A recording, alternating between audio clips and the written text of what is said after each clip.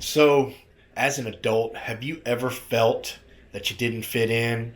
That something was just a little bit different? Maybe it was hard to make friends. Maybe, you know, you just had a hard time in social situations. Maybe a little bit of anxiety. Well, that's what we're going to talk about today. So, stay tuned.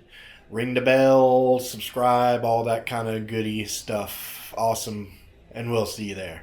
All right. So, let me start this out with a little bit of a background. So when I was growing up, I'm just about to crest 50 years old. When I was growing up, we didn't have Asperger's. We didn't have, and this is socially, not medically. They may have had a lot of different classifications medically that, I'm not privy to. But anyway, as far as just here in society and the people you knew and what people were called, we had normal, retarded, mildly retarded. That was the three kind of people that we encountered when I was a kid.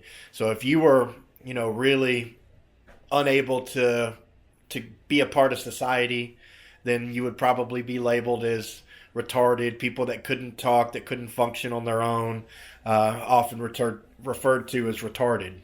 Mildly retarded were people that were just they weren't normal, but they were able to, do things in life and be independent. Like maybe somebody with Down syndrome might have been considered mildly retarded back when I was a kid. And again, I'm not saying any of this to be offensive, and I hope nobody takes offense to it. This is just the way we described things back then. But anyway, now we have this whole spectrum and whatnot. And what I've discovered is, as an adult, life was a challenge, and it was a different kind of challenge than everybody else. And I didn't realize this when I was a kid. There was no way for anybody to kind of grasp what was going on in the minds of people like me. Some of the things I dealt with was social anxiety. Getting into social situations was always really, really awkward for me. Kind of why when I became a teenager, I started drinking alcohol, because when I drank alcohol and went to a party, I blended in more socially. I was able to talk, and my inhibitions were a little bit muted. Excuse me. So, that kind of led me into drinking some alcohol when I was younger. Not fitting in. Sometimes people would kind of act like your friend but not be your friend, and I didn't understand that. I couldn't grasp what was going on there. I didn't know why I didn't fit in very well with the other kids. I didn't realize why I was bullied a lot, and I certainly didn't realize why some of these people that bullied me were physically smaller and less opposing than I am.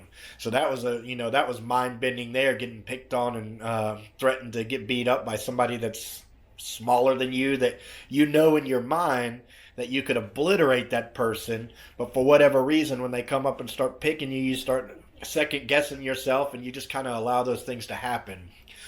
So there's a lot of research I've been doing, and again, this is a self-diagnosis. This isn't a medical diagnosis. I haven't taken those steps yet. I'm not sure if I'm going to. Maybe I will, maybe I won't. I don't know. I'm not looking for government aid or anything. So that seems like the main reason why people would want to do that is to, get on the government checks or something. But I'm not looking for that. I have a job. I enjoy my job. I work. So I'm not looking for any assistance. I'm just looking for answers. So when I started looking into autism, I started to realize all the things that I had used to justify things that happened in my life. All these different things that had happened to me, like being bullied and not fitting in and not having many friends. I would justify those in a whole bunch of different ways, and it took so many justifications. Oh, well, we moved around a lot, so it was hard to make friends. Oh, well, those people were bigger. Oh, you lived in a neighborhood where the people weren't like you. Oh, this, oh, that. It was always, all these different excuses. Oh, well, I had a traumatic childhood. Oh, my mom was young, so she grew up with me. There was all these things. And I had to gather those things to make sense of where I came from and where I'm at. Well, it turns out there was really only one thing that I needed to figure all that out, and it was autism. So The reason why I got beat up is because I was socially awkward and I had trouble with social situations. Therefore, I didn't make a lot of friends. It was really hard for me, and I didn't understand a lot of the social cues that other people did. Sarcasm I do now because I'm great at it now. But when I was a kid, I didn't understand sarcasm. When people said something sarcastic, I often took it literally. Uh, to me, people were either your friend or they weren't your friend. There was no in between. I didn't understand, people using other people, especially using me. Didn't understand any of those things. So autism kind of explains those to me, and it helps me a lot to understand again where I came from and why things were the way they were as I was growing up. I had a lot of hard times when I was younger too in the workforce because I didn't get along with people, and I had trouble, inserting myself into the group. So I was always an outsider. And when you work in a small group environment and you're the outsider, guess what? If somebody has to go, they're going to get rid of the outsider, not their buddy. So it puts you in a vulnerable position in regards to that. I would get angry a lot, and I didn't know how to act out that anger, so I did it in a negative way. And I also learned about something that I have been doing my whole life and not realizing, called masking. And masking is when you emulate the actions of somebody else to try to fit in. So in other words, when I was a kid, I did a little bit of masking. I told you the bullying was going on. I emulated some of the bullies that picked on me, and I picked on other people that were, probably lower down on me than in the social status. But I did all the same things those bullies did because I watched and I thought to myself, this is how you fit in. All you got to do is, beat up a nerd and say ugly things, and then all these people group around you and they think you're cool. So that's what I did. Little did I know that that's not what made that kid cool. I don't know what made that kid cool, honestly. But that wasn't it. Because when I did those things, it didn't help me socially. I was still the same socially awkward kid. I didn't have any new friends because I picked on somebody. And then as I got older, I had again a lot of trouble working for people because of my personal issues. So I decided I didn't want to be in the industry and doing the job that I did anymore. And unfortunately, I had directed my entire life to that trade. So I didn't have any other skills. I didn't have a fallback. I didn't have a diploma that could take me to another place. So I had a hobby that I did, martial arts, and my choice was I either keep doing what I'm doing and be miserable and suck it up, or I know martial arts too, so I could, I guess, do that. So that's what I did. My wife and I opened up a martial arts school back in 2004, and I was happy because I had a passion for martial arts. I really enjoyed doing it. It was a lot of fun. I wasn't necessarily the greatest at it. I wasn't, a really good practitioner, but I was very technical, and as a part of my autism, I have OCD. So that helped me out a lot because I wanted to be very technical and I wanted to understand everything and why and how and how. So it made me technically good at martial arts, even though I wasn't as good as some of the outstanding people by any stretch of the imagination. So what I found out when we started this business is how poorly I am with social situations and dealing with people. So the masking came into effect again. So I started masking. One of my, I guess it's one of my mentors, as well as other people that I trained under. I started picking up their traits and doing the things they do in my classes because I found it really hard to run a martial arts school. Because again, I was having so much trouble with people and being social and all that. So I started emulating other people, and it helped out a lot. I did the things that the successful people did, and it made me a lot more successful. And never made millions of dollars or anything, but people were happy. People were doing stuff. We had 100 students. It was, all in all, it was working. And then one day, people started pointing out that when I was teaching, that I didn't talk the same and I didn't act the same and my mannerisms were different. And my mom actually said to me one time when I was talking to her, she said, "No, I don't want the teacher. I want the regular guy." And that's when it hit me that wow, this is a different person that I'm being in this situation versus outside this situation.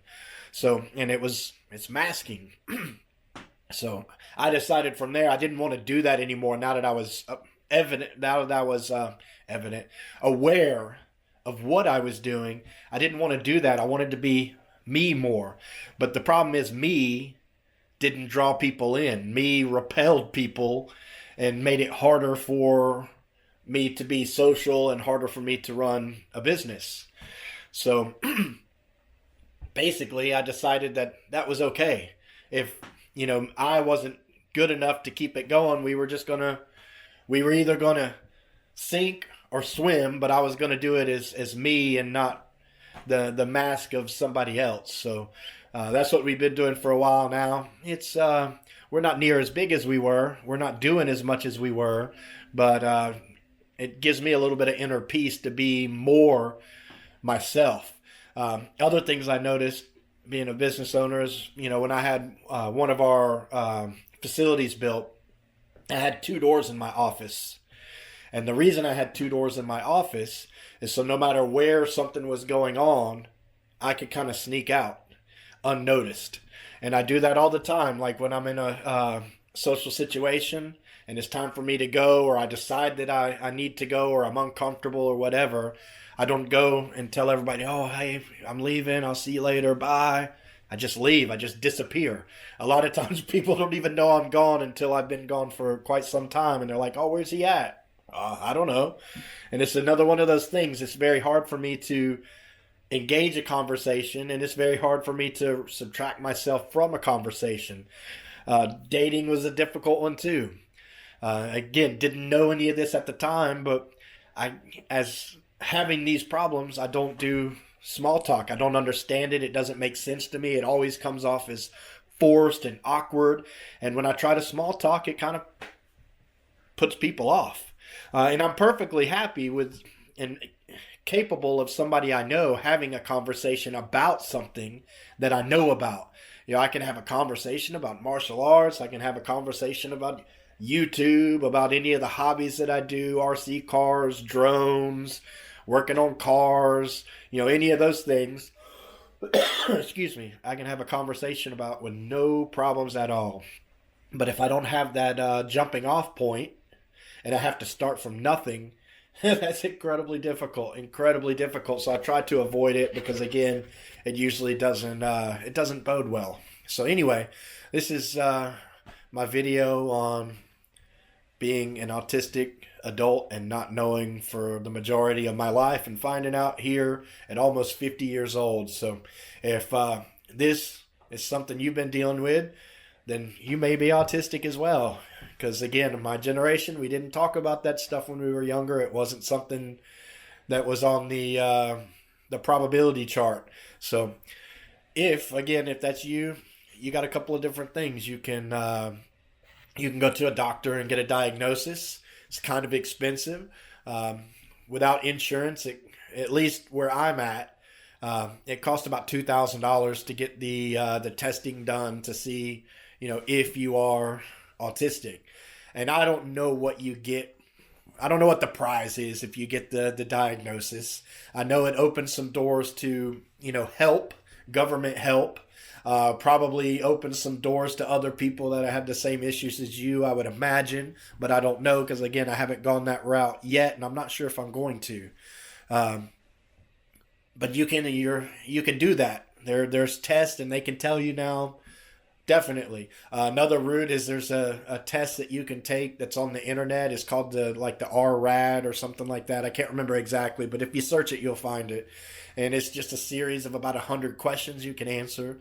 And that's supposed to be a pretty good indicator of autism. So you can go online and you can take that test and it'll give you a good idea. It's not a diagnosis and it's not meant to override what, a doctor says, but it's a good, starting point to kind of get a glimpse into where you're at. And then, you got scores when you take the test, and you could compare the scores. This score below is normal, this score and above is autistic, that kind of thing. Or you can just know.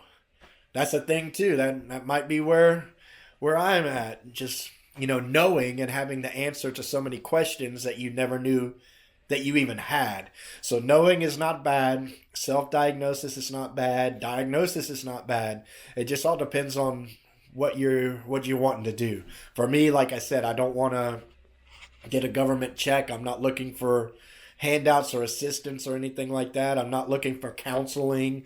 I'm not looking for any kind of a treatment, because, I'm a grown person. I've had to learn how to deal with the things that I'm afflicted with. I mean, man, that cough is getting on my nerves. But anyway, there's some options for you if you are like me and found yourself in this weird situation as an adult. But leave some comments. If you've recently found out the same kind of thing as I have, leave a comment and maybe we can chat. No small talk, because, that's the icebreaker there. We have some common ground already. If you have any questions, leave those down there as well. And I guess that's it for this video. So hope somebody finds this helpful, and we'll see you in the next one.